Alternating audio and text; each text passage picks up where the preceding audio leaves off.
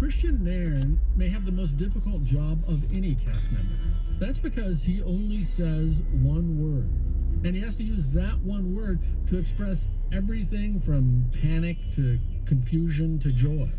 Studio 360's Sean Ramaswaram sat down to talk with him about playing maybe the oddest big role in TV history.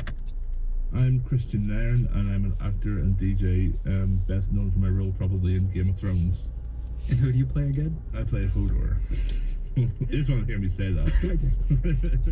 Even if you've never watched Game of Thrones, there's a fair chance you've heard of Hodor. He stands out because he's really big, he's really lovable, and he only says one thing. Hodor, Hodor, Hodor, Hodor, Hodor, Hodor. You mean, sweet giant? Hodor. The one-dimensionality of Hodor makes him really malleable as a walking, hardly talking meme, and the internet has a ton of fun with him. Even search engines get in on it. When you Google Hodor, the official Google search results just say Hodor over and over like 40 times. Hodor had no idea. It says it like Google? 50, yeah, Google did it. Yeah, I mean, It's bizarre. Not it is you. bizarre. It is bizarre. That stuff really takes me to the fair. I googled the idiom takes me to the fair, but my results were inconclusive. Hodor belongs to a special league of TV characters that have found life far beyond their TV worlds online. It's him, it's Sailor Moon, it's the entire cast of The Office. There are GIFs and supercuts and memes for days dedicated to these people. Just imagine how much power you wield when you're one of the most beloved characters on the most pirated TV show in the history of the universe, the internet's favorite TV show. Christian Nairn is well aware of his unique position, and he's using it to promote his other passion. Hodor is really into house.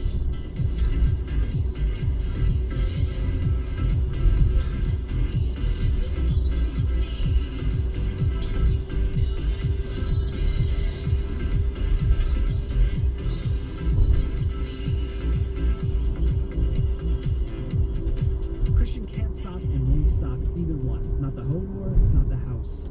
Even if everyone's constantly second-guessing his true love. When I first started acting, Yeah. people would treat me and they would say, "How are you gonna do this? You're a DJ, you know, and how are you gonna act? You don't know how to act." And I'm like, give me some faith, guys. Give me some credit. You know, I went to drama college. You know, what I mean, I know how to do this. Yeah. So I had to prove myself. And then after this, it's sort of like, yeah, so he's DJing now. He's one of these celebrity DJs. How could you DJ when you're an actor? And I'm like, really?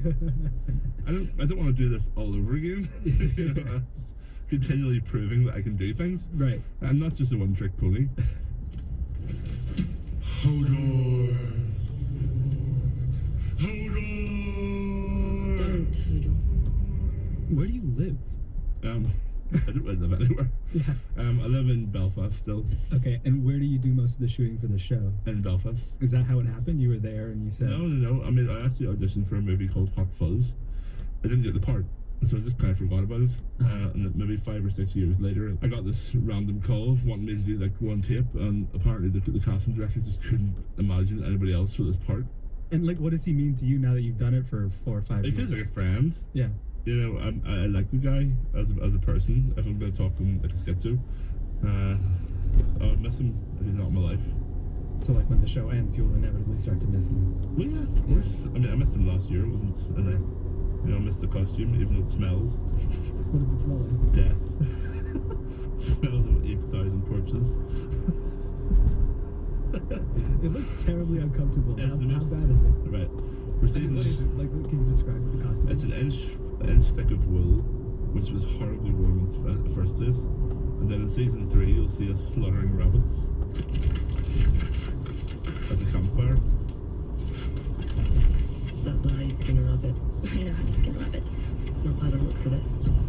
So for continuity, they thought, I know, we'll add 70 dead rabbits to Christmas costume. So they made this over costume, and the horrific thing is, if you look closely, you'll see like little rabbit feet, and the real rabbits, and little asses, and like puckered up. Jesus. And it's all real? Horrible. It's Yeah, real? the ears and stuff hanging off your costume. Yeah. And you can literally smell it before you see it. I do want to play a clip of the show. A very big scene for Hodor and Bran, who's the character that you're always with, Yeah. of course, Bran Stark. And they finally get to this heart tree that they've been journeying towards forever. Bran meets this all-knowing dude. And The Raven. the Raven. Here we go. I've been watching you. All of you. All of your lives. With 1,000 eyes and one. Now you've come to me at last, Brandon Stark.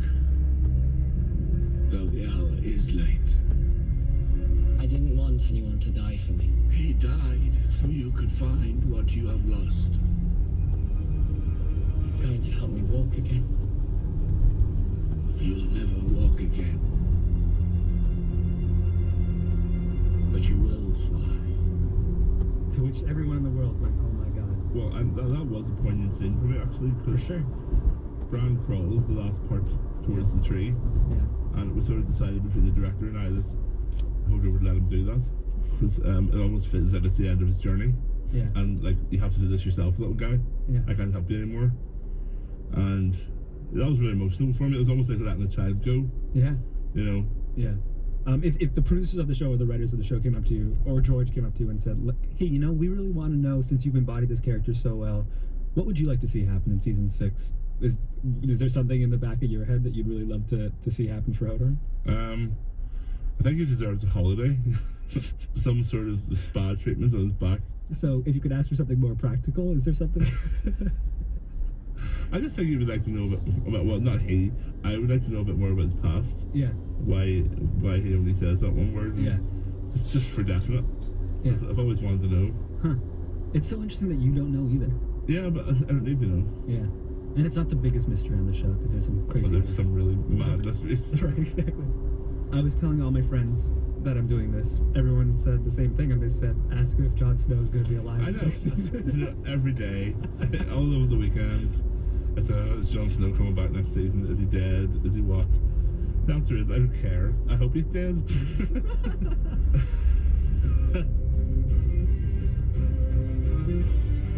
Game of Thrones doesn't return to television until next spring, but you can catch Christian Nairn DJing a, Rave of Thrones. He's on the East Coast now, and you can see where he's touring at studio360.org.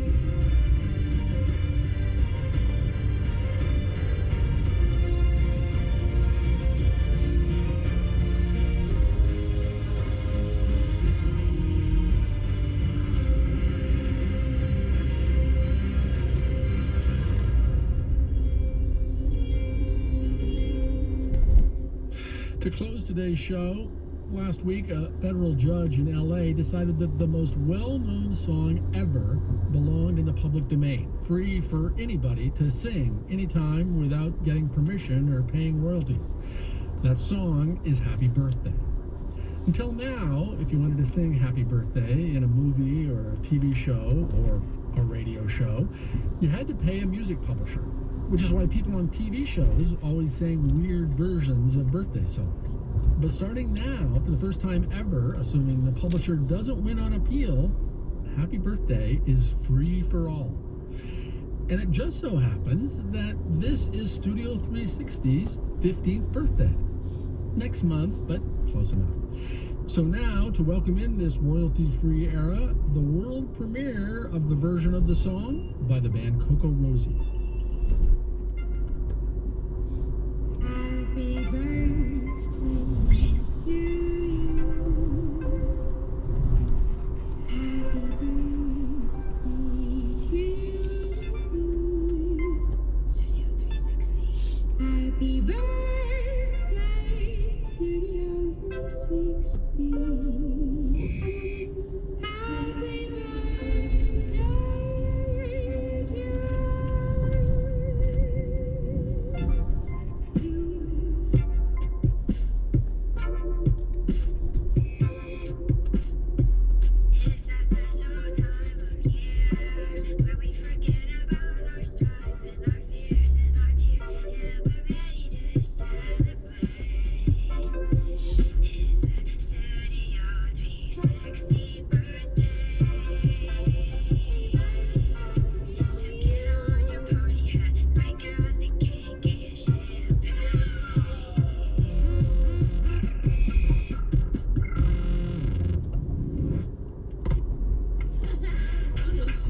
Coco Rosie will be back to talk and play some fabulous songs off their new album next week. And that's it for this installment of Studio 360. Thank you very much for listening. And if you like the show but can't always catch it on the air, subscribe to it on iTunes or wherever you get your podcasts. And if you like what you hear, please, pretty please, leave us a review at iTunes or wherever you get your podcasts. It really does help more people find out about us. Studio 360 is a co-production of WNYC and PRI, Public Radio International. The team includes Jenny Lawton, Louis Mitchell, Sean Ramaswamy, Matt Frasica, Eric Molinsky, Julia Lowry Henderson, Lynn Levy, Krista Ripple, Emil Klein, Elizabeth Kulas, Caroline Lester, Tommy Bizzari. special thanks this week to Penguin Random House Audio Publishing Group for the recording of Ta-Nehisi Coates reading from Between the World and Me. Our theme music is by David Van Tieken.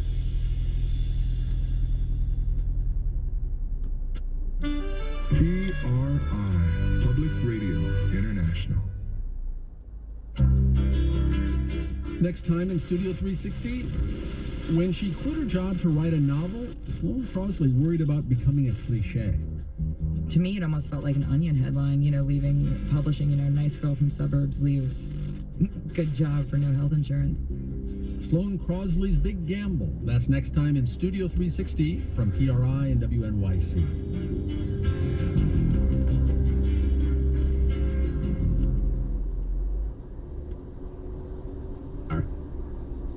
WNYC support comes from Capital One Commercial Bank, a team of professionals providing customized commercial banking solutions to meet clients' needs. More information available at CapitalOne.com/commercial. Stay tuned. All Things Considered is coming up next on 93.9 FM and AM 820. Tonight we'll have the latest on the explosion and fire in Brooklyn that left 1 dead and 3 others wounded in the Borough Park neighborhood of Brooklyn this afternoon. We'll also give you the latest on the weather situation. Stay tuned for those stories and more here on WNYC. Occasional drizzle and chance of light rain for the rest of tonight. It'll be cloudy with a low around 50 degrees. Breezy too. We could see gusts over 35 miles per hour. It's 52 and cloudy right now at 5 o'clock. This is WNYC, FM, HD, and AM, New York. Just keep listening.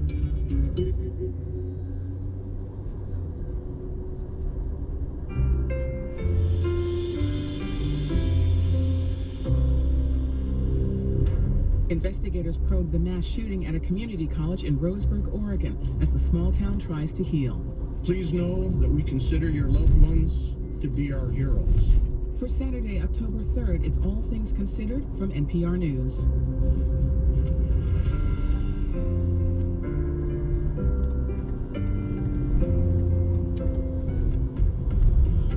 I'm Michelle Martin. The U.S. may be responsible for a deadly hospital bombing in Afghanistan. The U.S. and the Afghan forces, they need the support of civilians. This does not help them in that effort. Plus, we'll look back at the week in politics. Rubio, what do you think of Bush? Oh, he's my dear friend. They hate each other. And ahead to a new season of SNL. Live from New York, it's Saturday night. That's all coming up, but first, this news. From NPR News in Washington, I'm Janine Herbst. Officials say the gunman who opened fire at a community college in Roseburg, Oregon this week had more guns than first thought. Investigators located 1 additional handgun during the search of the shooter's residence, bringing the total number of guns seized to 14. Douglas County Sheriff John Hanlon also says the 26-year-old committed suicide after engaging police in a gunfight. The gunman's family issued a statement saying they are shocked and deeply saddened by his actions. 9 people died, several others were wounded, and some remain hospitalized. The U.S. military is investigating whether U.S. airstrikes in Afghanistan hit a Doctors Without Borders hospital in Kunduz last night, killing at least 19 people. Defense Secretary Ash Carter acknowledges U.S. forces were operating in the area. As the BBC's Johnny Diamond reports, Doctors Without Borders says the hospital came under sustained bombing. Large parts of Kunduz's only working hospital are blackened and burnt out. Many staff and patients are still unaccounted for.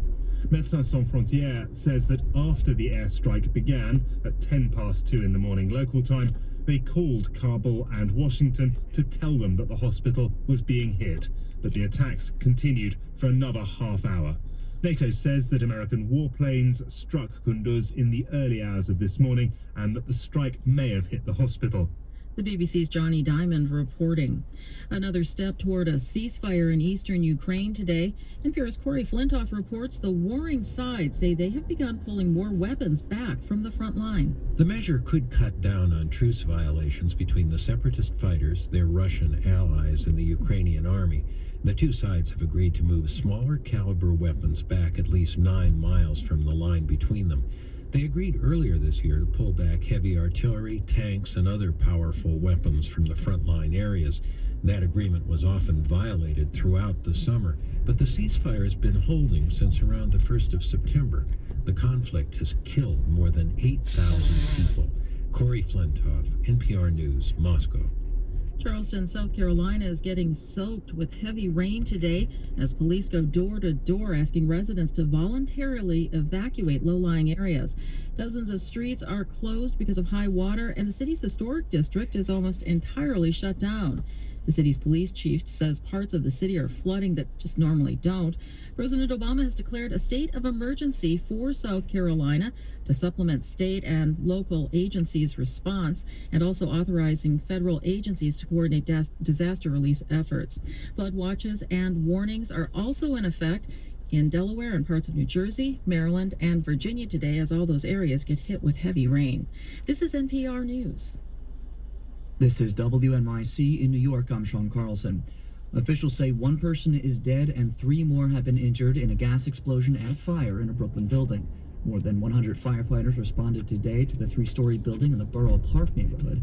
The fire was reported around 1 p.m. As of 10 minutes ago, officials say the fire is still smoldering, though it is under control. Mayor de Blasio and other officials are on the scene. He's reminding residents if they smell gas in their buildings to call 311.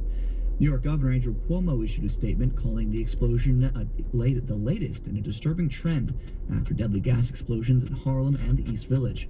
He says he's directing the State Department of Public Service to undertake an investigation into the cause. Mayor de Blasio said the NYPD and FDNY are equipped to investigate the incidents. We'll have more on this story throughout the evening. You can also check the latest updates on our website, wnyc.org. 2 men are dead after their boat capsized during a driving rain in Jamaica Bay. 3 other men survived after the fishing boat flipped over last night near Floyd Bennett Field in Brooklyn. The deceased were identified as 42-year-old Ricardo Mejia and 50-year-old Joel Ortiz, both of Brooklyn. The National Weather Service says a gale warning was in effect and visibility was poor. And even though forecasts now call for Hurricane Joaquin to veer clear of the East Coast, a nor'easter is bringing cool rains, wind, and heavy surf to our area. New York City and northern New Jersey are under coastal flood advisories until 6 p.m. tonight. And along the central and southern Jersey shore, a coastal flood warning is in effect until 6 p.m. tomorrow. Sarah Johnson with the National Weather Service says the worst flooding has been along the Jersey shore. The big story continues to be coastal flooding. We've had several days of winds blowing